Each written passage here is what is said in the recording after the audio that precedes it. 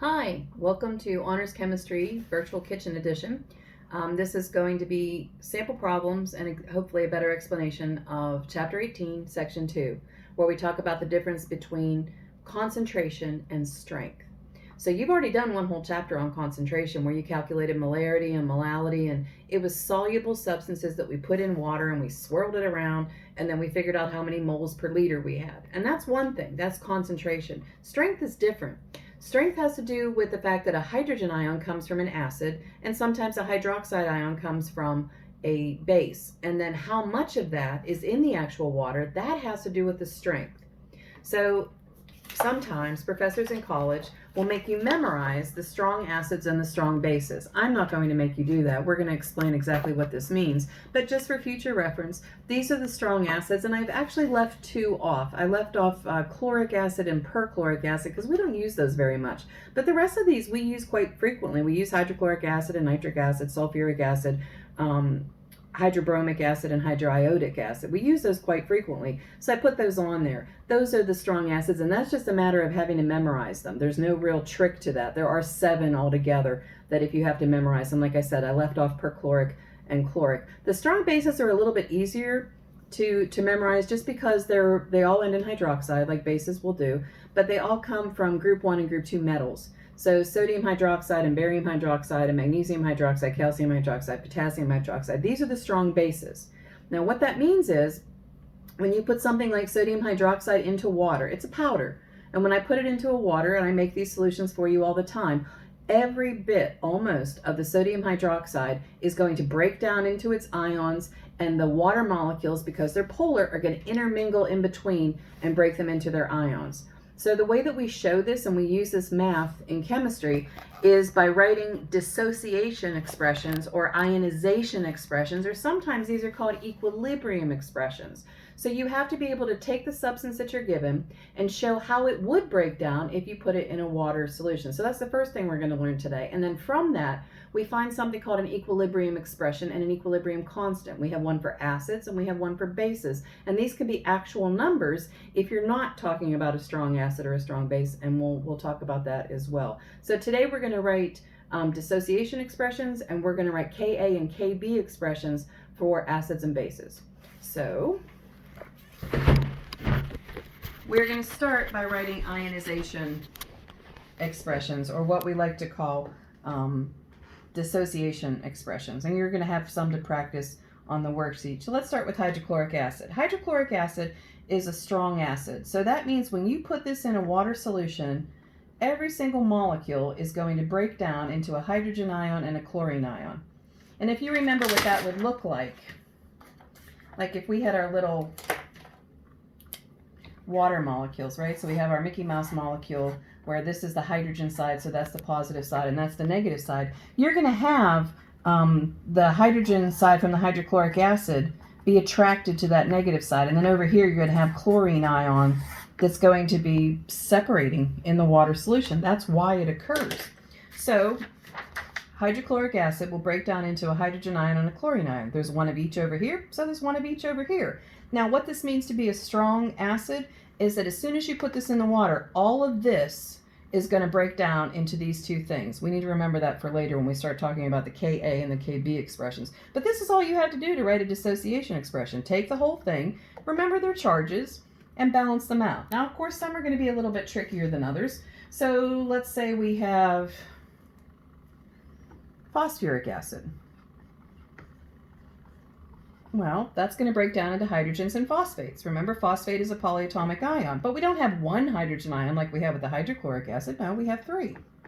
3 hydrogen ions, 1 phosphate ion. Phosphate has a -3 charge. This is the only thing that makes this tricky, and this is honestly the hardest one that I can give you. So phosphoric acid breaks down into 3 hydrogen ions, 1 phosphate ion, and the phosphate ion carries a -3 charge. That's how when you add them all up, you get back to neutral. But phosphoric acid, once again, a fairly strong acid, almost every single one of these molecules is going to break down into this arrangement once it's brought into equilibrium, once it's all balanced out. The same thing occurs with bases. So sodium hydroxide. Sodium hydroxide is a base. It's made out of ions. Sodium has a +1 charge. Remember, you get these from your periodic chart, the rules for the periodic chart, where it falls on that chart, and your polyatomic ion. So hydroxide is a -1 charge. That's all there is to that one. That's called the ionization expression or the dissociation expression. Harder ones, let's say we have aluminum hydroxide. That's the formula, the correct formula for aluminum hydroxide. And what does that mean when it breaks down into its ion? Aluminum, being in group 13, has a +3 charge. And then there are 3 hydroxides, each one carrying a -1 charge. That's it. That's called your dissociation expression. And there's some for you to practice on Schoology. Now, what do we do with these? Well, what we do with these is we have expressions that are called Ka or Kb expressions. A is for acid and B is for base. If you have hydrochloric acid, we'll go back to that. Hydrochloric acid, very strong acid. Sometimes instead of just showing one arrow to show that these are the products, we have a double arrow. And what this means is hydrochloric molecules are breaking down into hydrogen and chlorine ions. At the same time, some of these are grouping back together and becoming hydrochloric acid. It's not a static expression. It's like it keeps on going. So you're going to have this reaction continue as you put it in the water. But because hydrochloric acid is a really, really strong acid, all of the molecules, for the most part, are going to break up into hydrogen and chlorine ions. So that means that the concentration of the hydrochloric acid, remember that means concentration when we put the brackets around, that's going to approach 0. Meanwhile, the hydrogen ions and the chlorine ions are going to have the same concentration because that's a 1-to-1 ratio. We still use the balance coefficients out in front to tell us what's going on. So to show this, we can use something called a Ka expression. It's not going to work really great for this strong acid, and I'll show you why. But what you do, according to the general rules, is you put the products, the concentration of the products divided by the concentration of the reactants.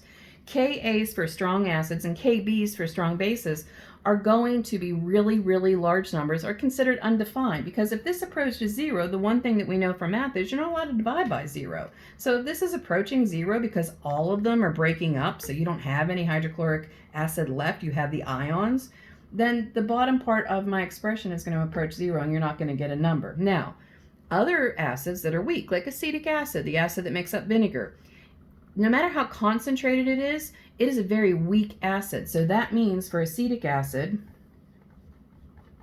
that's the expression for acetic acid, most of them in the water solution are going to stay together as a molecule. Very few of them are going to break down into the hydrogen ion and the acetate ion. Very few of them. That's what makes it weak. So when you do this expression, you're going to have numbers for each one of these, and that's going to give acetic acid an actual number for its Ka. The same thing happens with Kb's. You do those exactly the same way. You put the products over the reactants, the concentration. So let's do a harder one. Here's barium hydroxide. Okay, so the dissociation expression for barium hydroxide, barium, in case we've forgotten, barium is in group 2 of the periodic chart. That means it has a +2 charge. Too quick? Barium is in group 2 of the periodic chart, so that means it has a +2 charge, +2. And then I've got my 2 hydroxides. Now, barium hydroxide is considered a strong base, but you can still write the Kb expression for barium hydroxide. You take the concentration of the barium ion multiplied by the concentration of the hydroxide ion. You divide it by the concentration of the barium hydroxide. Now, the only difference in this one, everything is set up correctly. You use these coefficients to become the power on that part of the expression. So you're going to have the Kb for barium hydroxide is the concentration of barium, not raised to any power because there's an understood 1 there, times the concentration of the hydroxide raised to the 2nd power because that's what's in front of the hydroxide. And then like that. So we're not going to use any numbers right now. You don't have to do any math. You just have to be able to write the expressions and then write the Kb or the Ka. B for base, A for acid. And there is a worksheet on Schoology where you get to practice them on your own. Bye.